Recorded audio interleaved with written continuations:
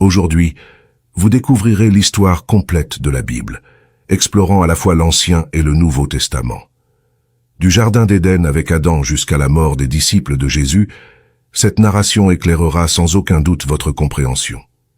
En visionnant cette vidéo, non seulement votre appréciation pour la parole de Dieu s'intensifiera, mais cela ne se produira que si vous ouvrez votre cœur à ces enseignements. Si la Bible vous semble difficile à saisir, cette vidéo vous aidera à comprendre et à assimiler ces leçons. Je suis convaincu que vous serez édifiés et illuminés par les Écritures. Tout ce qui est enseigné ici repose sur le livre de synthèse sur l'histoire chrétienne, écrit par le pasteur Hernandez Diaz Lopez. Tout a commencé avant le début des temps, quand seul Dieu existait. Il n'a pas de commencement, car il est l'origine de tout, le créateur de toutes choses, le Père de l'éternité, l'éternité étant un attribut exclusif à Dieu. Au commencement, Dieu créa les cieux et la terre. Le 6e jour, il créa l'homme à son image et ressemblance, et de l'homme, il créa la femme. Adam et Ève, créés parfaits, purs et innocents, vivaient en parfaite communion avec Dieu, ravis dans le Jardin d'Éden, intendant de la création divine. Cependant, leur chute dans le péché a précipité toute la race humaine dans un abîme de dépravation totale. Adam et Ève eurent 2 fils, Caïn et Abel. Par envie, Caïn tua son frère, devenant ainsi le premier homicide et fratricide de l'histoire. Plus tard, Adam et Ève eurent un autre fils, Seth, dont les descendants se tournèrent vers Dieu. Mais lorsque la terre fut remplie de mal et de violence, Dieu décida d'éliminer l'homme qu'il avait créé, sauf Noé, un homme juste. Dieu prononça donc son jugement à travers le déluge, sauvant Noé, sa femme, ses 3 fils, Sem, Cham et Japheth, et leurs épouses dans une arche construite par eux. À travers les enfants de Noé, Dieu relança l'humanité. Sem devint le père des nations sémitiques, Cham celui des nations africaines et asiatiques, et Japheth celui des nations européennes. Plus tard, Dieu choisit une famille pour former un peuple qui serait l'instrument pour apporter au monde le Messie promis. Il appela Abraham, de la ville d'Ur en Chaldée, à quitter son pays et sa famille pour devenir un pèlerin de foi. Abraham, accompagné de son neveu Lot, érigea des autels à Dieu partout où il passait. Lot devint le père des Ammonites et des Moabites. Lorsque Abraham quitta Haran, il avait 75 ans. Dieu lui promit un fils, le fils de la promesse, qui deviendrait le père d'une nation nombreuse, et par laquelle toutes les familles de la terre seraient bénies. Abraham attendit 11 ans, sans voir la promesse de Dieu s'accomplir. Sa femme Sarah, doutant de cette promesse divine, suggéra à Abraham de concevoir un enfant avec sa servante Agar. De cette union naquit Ismaël, qui devint le père d'une nombreuse nation, le peuple arabe, souvent en conflit avec le peuple d'Israël. À l'âge de 99 ans, Abraham reçut à nouveau la visite de Dieu, qui lui demanda de sortir de sa tente et de compter les étoiles dans le ciel, lui promettant une descendance aussi nombreuse. Dieu lui révéla également que sa postérité serait réduite en esclavage pendant 430 ans. À cette occasion, Dieu changea le nom d'Abram, grand-père, en Abraham, père d'une multitude. 1 an plus tard, à l'âge de 100 ans, Abraham et Sarah, alors âgés de 90 ans, accueillirent Isaac, le fils de la promesse. Isaac épousa Rebecca, qui était stérile. Après 20 ans de mariage, Rebecca fut guérie et donna naissance à 2 fils jumeaux, Ésaü et Jacob. Ésaü devint le père des Édomites, tandis que Jacob, après sa conversion où il reçut le nom d'Israël, devint le père des Israélites. Jacob eut 12 fils et une fille. Sous la direction de Joseph, l'avant-dernier fils de Jacob, la famille s'installa en Égypte, dans la fertile terre de Goshen. Seules 70 personnes se multiplièrent incroyablement, et, après 400 ans en Égypte, quittèrent le pays sous la direction de Moïse, avec environ 600 000 hommes, sans compter les femmes et les enfants, soit environ 2 millions de personnes. La traversée du désert vers la terre promise, qui aurait dû prendre 3 mois, dura 40 ans à cause de l'incrédulité du peuple. Parmi les 12 espions envoyés pour explorer la terre, 10 revinrent avec un rapport pessimiste, provoquant une révolte contre Dieu et Moïse. Dieu les punit sévèrement, ne permettant qu'à Josué et Caleb, les 2 espions fidèles, d'entrer dans la terre promise. Le désert devint ainsi le plus grand cimetière du monde, où périt toute la génération sortie d'Égypte, à l'exception de ces deux hommes. Après 40 ans de pérégrination, sous la conduite de Josué, le peuple conquit le territoire promis en 6 ans. Josué, successeur de Moïse, mena le peuple dans le pays promis avec un courage exceptionnel. Après sa mort, débuta une période de 330 ans de gouvernement théocratique, connue sous le nom de période des juges. Cette époque fut marquée par une grande instabilité spirituelle et des hauts et des bas pour Israël. Durant cette période, Dieu suscita des leaders tels que Gédéon, Jephthé, Samson et Samuel. Après les juges, vint la période de la monarchie. Observant les pays voisins, Israël demanda un roi. Samuel, le dernier juge, oint alors Saül comme premier roi d'Israël. Saül régna pendant 40 ans, débutant avec humilité mais finissant dans la fierté, la cruauté et l'apostasie. Après lui, David régna également pendant 40 ans, déplaçant la capitale de Hébron à Jérusalem. Malgré ses graves péchés, David, un homme selon le cœur de Dieu, se repentit et fut pardonné. Salomon, son fils, lui succéda et régna pendant 40 ans. Il demanda à Dieu la sagesse, et Dieu lui accorda sagesse et richesse. Salomon construisit le temple de Jérusalem et jouit d'une période de paix. Cependant, il se détourna de Dieu dans sa vieillesse, mais se repentit finalement de ses péchés. Les 120 années du Royaume-Uni sous Saül, David et Salomon furent marquées par des erreurs. Saül tomba dans la sorcellerie, David dans l'adultère, et Salomon dans l'idolâtrie. Bien que Dieu ait répondu au désir du peuple d'avoir des rois, celui-ci dut subir les conséquences de ce choix imprudent. Après la mort de Salomon, le royaume se divisa car son fils Roboam refusa de tenir compte des plaintes du peuple qui demandait l'allègement des taxes abusives. Le faste et le luxe du gouvernement salomonien étaient soutenus sur les épaules des travailleurs, étouffés par des impositions exorbitantes. Profitant de la transition gouvernementale, ils exigèrent des changements mais, n'ayant pas réussi, 10 des 12 tribus se séparèrent du nouveau roi. 16 tribus conspirèrent contre Roboam et suivirent un nouveau leader, Jéroboam. Ainsi se forma pour la première fois le royaume du Nord, dont la capitale fut établie à Samarie. Ce royaume dura 209 ans et connut 19 rois issus de 8 dynasties différentes. Aucun de ces rois ne fut pieux. Tous s'écartèrent de Dieu et suivirent les voies de Jéroboam. Ce roi utilisa d'abord la religion à des fins politiques, craignant que ses sujets ne se rendent à Jérusalem pour adorer dans le temple et soient ainsi politiquement attirés par les rois de Juda. Jéroboam décida alors de construire des temples dans le royaume du Nord, à Bethel, Gilgal et Dan, où il plaça un veau d'or, incitant les gens à l'adorer comme s'il était leur propre Dieu. Les 19 rois du royaume du Nord suivirent tous ce chemin impie et pervers. Aucun ne rechercha Dieu. Le Seigneur suscita alors des prophètes comme Osée et Michée, qui affrontèrent courageusement les dérives de la nation, depuis le palais jusqu'aux cabanes, des temples rivaux aux rues commerçantes et aux champs. Ils dénoncèrent la corruption politique et élevèrent la voix contre une religion devenue prostituée, lançant des accusations diffamatoires contre les autorités exécutives et législatives corrompues. Ils dénoncèrent l'injustice sociale et l'oppression économique, appelant le peuple à la repentance. Mais leurs messages furent ignorés. Sous le règne d'Achab et de sa femme Jézabel, la croyance pernicieuse en Baal, le dieu cananéen de la prospérité, se répandit en Israël. À cette époque, Dieu suscita le prophète Élie pour démasquer cette divinité païenne et détruire la crédibilité de l'idole abominable. Même dans ce royaume, Dieu appela Élisée pour succéder à Élie et exercer un ministère prodigieux.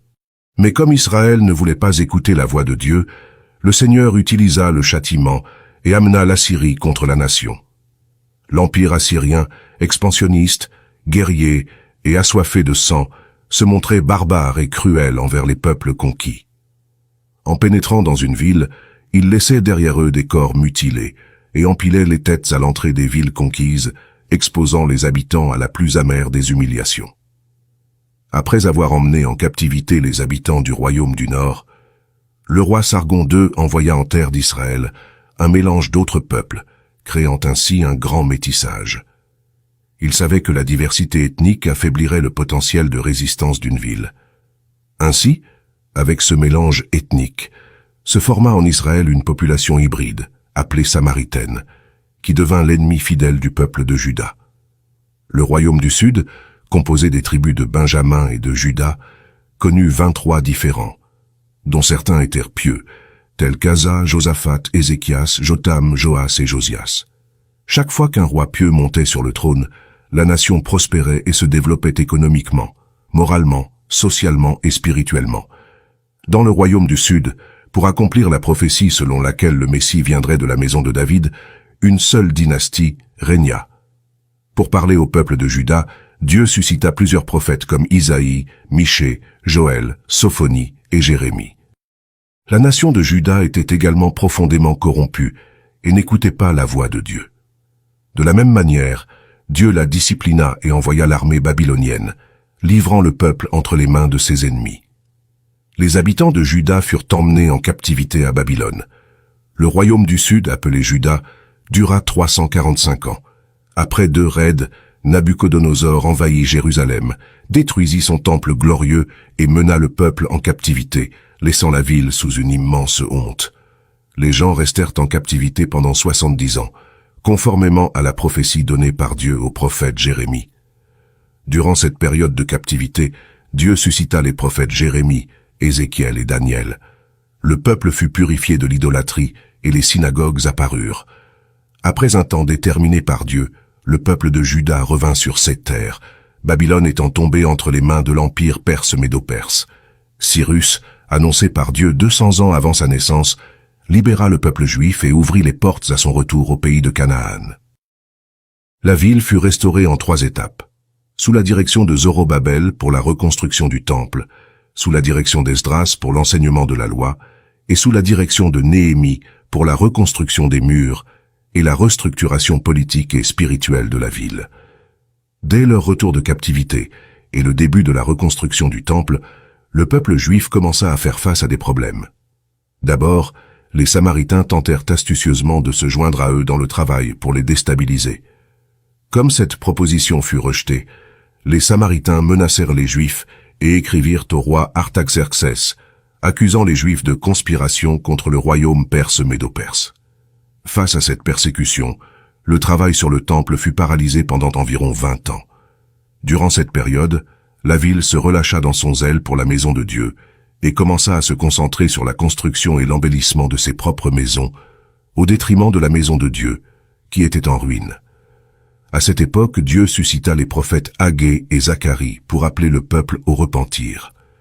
Le message de ces prophètes eut un effet rapide et profond. Le peuple se repentit et revint avec enthousiasme pour achever la reconstruction du temple.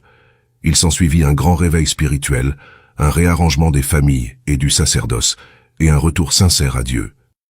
Environ 100 ans plus tard, une nouvelle génération émergea. La ville continua d'aller au temple pour faire ses sacrifices, mais ces derniers n'honoraient plus Dieu. Les gens offraient à Dieu dans les holocaustes des animaux aveugles, malades et infirmes, et méprisaient la table du Seigneur, la considérant comme impure. Les prêtres devinrent corrompus et cessèrent d'enseigner la parole de Dieu au peuple. La famille fut profondément affectée. Les mariages commencèrent à s'effondrer, se terminant souvent par un divorce. La ville ne croyait plus que Dieu était capable de la juger pour son relâchement dans le retour des dîmes. Bien qu'elle continuât à fréquenter le temple, elle était éloignée de Dieu. Dieu a suscité Malachie pour appeler le peuple à la repentance, marquant ainsi la clôture de l'Ancien Testament, 400 ans avant Christ. Après le prophète Malachie, s'étend une longue période de 400 ans, souvent appelée période interbiblique ou période du silence prophétique. Durant cette époque, furent rédigés des livres historiques et des livres religieux non canoniques, appelés apocryphes. L'Ancien Testament fut également traduit de l'hébreu au grec, donnant naissance à la célèbre version connue sous le nom de Septante. L'empire médo-perse tomba aux mains de l'empire grec d'Alexandre le Grand, qui, après avoir conquis de nombreuses nations et royaumes, décéda prématurément à l'âge de 33 ans, regrettant de n'avoir plus de terre à conquérir. Son empire avait fortement propagé la culture hellénistique et la langue grecque, facilitant plus tard la diffusion rapide et sans frontières de l'Évangile. À la mort d'Alexandre, son royaume se divisa entre 4 de ses généraux. Il est important de souligner le domaine des Ptolémées en Égypte et des Séleucides en Syrie, qui étaient en constant conflit. Israël fut dominé tour à tour par ces puissances. À cette époque, Antiochos Épiphane, en sacrifiant un cochon sur l'autel du temple de Jérusalem, commet une abomination aux yeux des Juifs. Cet acte déclencha la guerre des Maccabées, menée par Judas Maccabée, après de nombreux affrontements sanglants. En l'an 63 avant Jésus-Christ, Pompée conquit Jérusalem, et les Romains, avec Hérode le Grand, prirent le contrôle d'Israël. Hérode, un excellent administrateur, embellit le temple de Jérusalem, construisit le port de Césarée, ouvrant ainsi la voie au commerce international et facilitant les voyages missionnaires. Il érigea aussi la forteresse de Massada, ainsi que de nombreux palais et forteresses. Cependant, Hérode était un homme cruel et paranoïaque, craignant constamment de perdre son trône. Il se maria 10 fois et eut de nombreux enfants. Après avoir épousé Mariamne, issue de la noblesse, il ordonna l'exécution de tous les nobles de sa famille, par peur de perdre son trône. À la demande de sa belle-mère, il nomma Archélaos, son neveu âgé de seulement 17 ans, grand prêtre de Jérusalem. Craignant que ce dernier ne gagne la sympathie de la ville, il ordonna son exécution, mais Archélaos s'enfuit en Égypte. Hérode envoya ses émissaires après lui pour l'assassiner. César Auguste le convoqua à Rome pour ses atrocités. Avant son départ, il fit tuer sa femme Mariamne par peur d'une conspiration pendant son absence. Il envoya ensuite 2 de ses fils à Rome pour étudier. Sa sœur Salomé lui enseigna qu'il serait mieux préparé à assumer le trône, mais Hérode, sans hésiter, ordonna que ses 2 fils soient étranglés. Avant de mourir, il fit jurer à sa sœur Salomé de tuer au moins un noble de chaque famille de Jérusalem, afin d'assurer des pleurs à ses funérailles. C'était l'homme qui fut alarmé lorsqu'il apprit par les mages qu'un enfant était né en Judée pour être roi d'Israël après la mort d'Hérode le Grand. Vers l'an 4 avant Jésus-Christ, le royaume d'Hérode fut divisé entre 4 de ses enfants. Archelaüs, l'un des fils d'Hérode, régnait sur la Judée, la Samarie et l'Idumée, mais se révéla être un mauvais roi. Les Juifs demandèrent finalement aux Romains de le destituer. Préoccupés par les problèmes constants en Judée, Rome y installa un procurateur ou un gouverneur romain. Ainsi, les Romains commencèrent à gouverner directement la Judée. À cette époque, Pilate était le gouverneur.